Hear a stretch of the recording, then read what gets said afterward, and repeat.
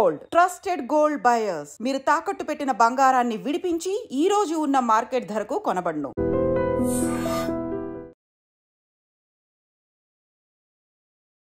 అసలు ఏ మాత్రం భయం లేకుండా కొంతమంది అసలు పోలీసులు ఉన్నారా, ఒక వ్యవస్థ ఉందా, లేకపోతే ఏమన్నా అవుతుందా నెక్స్ట్ అనేది కనీసం ఆలోచించకుండా ఎవరిని వేధిస్తున్నాము కనీసం సోయి లేకుండా ప్రవర్తిస్తున్నట్టు అనిపిస్తోంది. ఎందుకంటే హైదరాబాద్లో జరిగినటువంటి సంఘటన, నిన్న ఒక ఫ్యామిలీ బయటికి ఒక క్లబ్కి వెళ్ళి తిరిగి వస్తున్నటువంటి టైంలో మధురానగర్ ఆ ప్రాంతంలో జరిగినటువంటి సంఘటన ఇది. ఫ్యామిలీ మెంబర్స్ అందరూ కూడా వీళ్ళు ఒక క్లబ్కి వెళ్ళి, అది బేగంపేట్ క్లబ్, దానికి వెళ్ళి రాత్రి 11:40 తిరిగి ఇంటికి వస్తున్నారు. వీళ్ళంతా కూడా ఆంధ్రప్రదేశ్ ఒంగోలుకి సంబంధించిన మహిళ, 29 సంవత్సరాలు, ఆమెకి ఆల్రెడీ మ్యారేజ్ అయింది. సో ఆ మహిళ భర్త అట్లాగే మరిది అండ్ ఆడపడుచుతో కలిసి ఇంటికి వెళ్తుందంటే క్లబ్కి వెళ్ళి ఇంటికి వెళ్తున్నారు. ఆ టైంలో ఒక ముగ్గురు యువకులు ఎక్కడ అంటే ఆ ఎస్ఆర్ నగర్కి సంబంధించిన మెట్రో ఉంటుంది కదా, ఆ మెట్రో స్టేషన్ దగ్గర వీళ్ళని వేధించడం స్టార్ట్ చేశారు. అంటే బండి ఆపి అసభ్యంగా ప్రవర్తించడమే కాకుండా వాళ్ళ చేతిలో ఉన్నటువంటి బీర్సీస, అంటే మద్యం మత్తులో ఈ ముగ్గురు యువకులు కూడా ఒక ఫ్యామిలీని నడి రోడ్డు మీద వేధించారు అనంటే ఏడికిపోతున్నాం. అసలు ఏంది వ్యవస్థ, అసలు ఏమవుతుంది అర్థం కాని సిచ్యువేషన్లో ఉన్నాం. పల్లెటూరో లేకపోతే మారుమూల నిర్మానుష్య ప్రాంతమో అంటే కాదు. 11:40 అంటే సిటీలో ఈ మధ్యకాలంలో అసలు ఎంత ట్రాఫిక్ ఉంటుంది. 11:40 అంటే నైట్ షిఫ్ట్ అయిన వాళ్ళు ఇంటికి వెళ్తూ ఉంటారు. చాలా అవసరాల కోసం రాత్రిపూట కూడా వెళ్ళే వాళ్ళు చాలామంది ఉంటారు. అట్లాంటి ప్లేస్ నడి రోడ్డు మీద ఇట్లా ఫ్యామిలీని వేధించారు ముగ్గురు యువకులు. అది బీర్ సీసాలని పట్టుకొని వాళ్ళని బెదిరించడం స్టార్ట్ చేశారు. బెదిరించడం అంటే ఎట్లా అసభ్యంగా, ఎంత చండాలంగా అంటే అసలు వాళ్ళు మనుషుల కిందకే రారన్నమాట. బీర్ సీసాను చూపెడుతూ బెదిరింపులకు దిగడమే కాకుండా ఏమంటారు, నన్నే నీ భర్త అనుకో, నీ నంబర్ ఇవ్వు అని వేధింపులకు గురి చేసిండ్రు. అంటే ఎంత భయం లేదు వీళ్ళకి. వీళ్ళ పేర్లు వచ్చేసి ఇప్పుడు ప్రస్తుతం అయితే పోలీసులు వాళ్ళ అదుపులోనే ఉన్నారు. పంజాగుట్టకు సంబంధించిన పోలీస్ స్టేషన్లో వాళ్ళని అయితే అదుపులోకి తీసుకున్నారు. సంపత్ 28 సంవత్సరాలు, సందీప్ 28 సంవత్సరాలు, కూకట్పల్లికి చెందిన ఉమేష్. వీళ్ళిద్దరికి కూడా సేమ్ ఏజ్, అంటే వీళ్ళందరూ ఫ్రెండ్స్ అన్నట్టు. బలాదూరుగా బీర్లు కొట్టుకుంటా తాక్కుంటా రోడ్ల మీద తిరిగే బ్యాచ్ ఇది.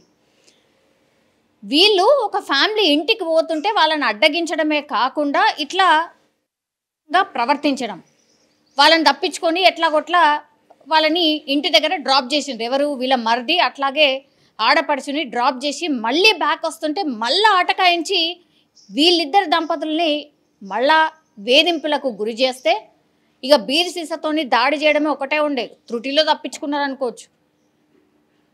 వాళ్ళ నుంచి ఎస్కేప్ అయి 100కి డయల్ చేశారు.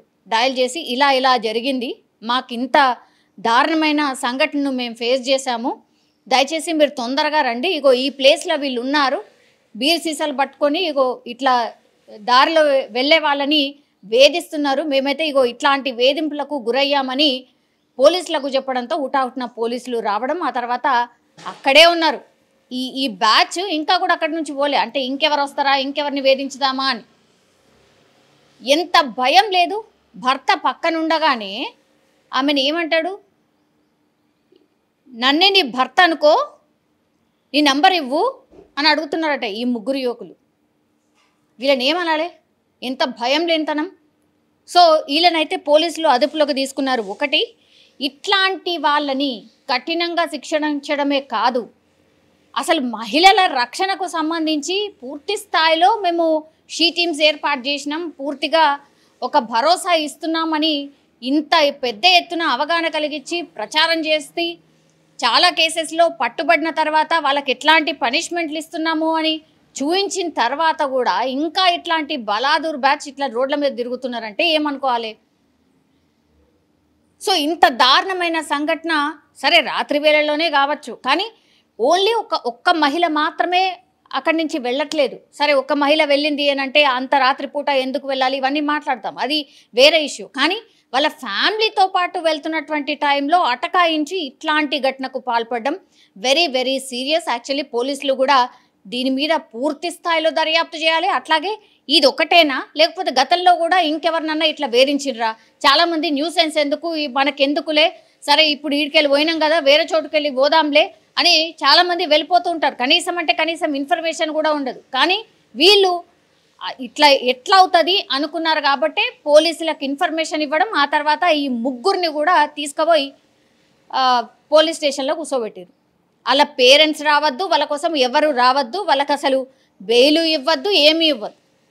తీసుకుపోయి ఏడన్నా అసలు మనుషులు లేని ప్రాంతాల్లో పడేయాలి. ఇట్లాంటి వాళ్ళని పడేసిన తర్వాత ఆ వీడియోను కూడా రిలీజ్ చేసి పబ్లిక్కి చూపెట్టాలి. మళ్ళీ ఇట్లాంటి పోకిరీలు ఎవరైనా చేయడానికి కూడా భయపడిపోవాలి. అట్లాంటి పరిస్థితి రావాలని కూడా చాలామంది మాట్లాడుతున్న సిచ్యువేషన్ అయితే కనిపిస్తోంది. ఒక ఫ్యామిలీ బయటికి ఒక క్లబ్కి వెళ్ళి తిరిగి వస్తున్నటువంటి టైంలో మధురానగర్, దట్టు మధురానగర్ ఆ ప్రాంతంలో జరిగినటువంటి సంఘటన ఇది. ఫ్యామిలీ మెంబర్స్ అందరూ కూడా వీళ్ళు ఒక క్లబ్కి వెళ్ళి, అది బేగంపేట్ క్లబ్, దానికి వెళ్ళి రాత్రి 11:40 తిరిగి ఇంటికి వస్తున్నారు. వీళ్ళంతా కూడా ఆంధ్రప్రదేశ్ ఒంగోలుకి సంబంధించిన మహిళ, 29 సంవత్సరాలు, ఆమెకి ఆల్రెడీ మ్యారేజ్ అయింది. సో ఆ మహిళ భర్త అట్లాగే మరిది అండ్ ఆడపడుచుతో కలిసి ఇంటికి వెళ్తుంది. అంటే క్లబ్కి వెళ్ళి ఇంటికి వెళ్తున్నారు. ఆ టైంలో ఒక ముగ్గురు యువకులు ఎక్కడ అంటే ఆ ఎస్ఆర్ నగర్కి సంబంధించిన మెట్రో ఉంటుంది కదా, ఆ మెట్రో స్టేషన్ దగ్గర వీళ్ళని వేధించడం స్టార్ట్ చేశారు. అంటే బండి ఆపి అసభ్యంగా ప్రవర్తించడమే కాకుండా వాళ్ళ చేతిలో ఉన్నటువంటి బీర్సీస్, అంటే మద్యం మత్తులో ఈ ముగ్గురు యువకులు కూడా ఒక ఫ్యామిలీని నడి రోడ్డు మీద వేధించారు అనంటే ఏడికిపోతున్నాం. అసలు ఏంది వ్యవస్థ, అసలు ఏమవుతుంది అర్థం కాని సిచ్యువేషన్లో ఉన్నాం. పల్లెటూరో లేకపోతే మారుమూల నిర్మానుష్య ప్రాంతమో అంటే కాదు. 11:40 అంటే సిటీలో ఈ మధ్యకాలంలో అసలు ఎంత ట్రాఫిక్ ఉంటుంది. 11:40 అంటే నైట్ షిఫ్ట్ అయిన వాళ్ళు ఇంటికి వెళ్తూ ఉంటారు. చాలా అవసరాల కోసం రాత్రిపూట కూడా వెళ్ళే వాళ్ళు చాలామంది ఉంటారు. అట్లాంటి ప్లేస్ నడి రోడ్డు మీద ఇట్లా ఫ్యామిలీని వేధించారు ముగ్గురు యువకులు. అది బీర్ సీసాలని పట్టుకొని వాళ్ళని బెదిరించడం స్టార్ట్ చేశారు. బెదిరించడం అంటే ఎట్లా అసభ్యంగా, ఎంత చండాలంగా అంటే అసలు వాళ్ళు మనుషుల కిందకే రారన్నమాట.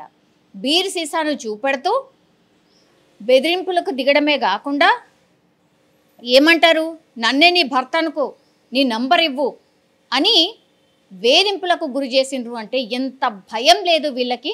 వీళ్ళ పేర్లు వచ్చేసి ఇప్పుడు ప్రస్తుతం అయితే పోలీసులు వాళ్ళ అదుపులోనే ఉన్నారు. పంజగుట్టకు సంబంధించిన పోలీస్ స్టేషన్లో వాళ్ళనైతే అదుపులోకి తీసుకున్నారు. సంపత్ 28 సంవత్సరాలు, సందీప్ 28 సంవత్సరాలు, కూకట్పల్లికి చెందిన ఉమేష్. వీళ్ళిద్దరికి కూడా సేమ్ ఏజ్. అంటే వీళ్ళందరూ ఫ్రెండ్స్ అన్నట్టు. బలాదూరుగా బీర్లు కొట్టుకుంటా తాక్కుంటా రోడ్ల మీద తిరిగే బ్యాచ్ ఇది. వీళ్ళు ఒక ఫ్యామిలీ ఇంటికి పోతుంటే వాళ్ళని అడ్డగించడమే కాకుండా ఇట్లా ప్రవర్తించడం, వాళ్ళని తప్పించుకొని ఎట్లాగొట్లా వాళ్ళని ఇంటి దగ్గర డ్రాప్ చేసిండ్రు. ఎవరు, వీళ్ళ మరిది అట్లాగే ఆడపడుచుని డ్రాప్ చేసి మళ్ళీ బ్యాక్ వస్తుంటే మళ్ళీ ఆటకాయించి వీళ్ళిద్దరు దంపతుల్ని మళ్ళా వేధింపులకు గురి చేస్తే ఇక బీర్ సీసాతోని దాడి చేయడమే ఒకటే ఉండే. త్రుటిలో తప్పించుకున్నారనుకోవచ్చు. వాళ్ళ నుంచి ఎస్కేప్ అయి 100కి డయల్ చేశారు.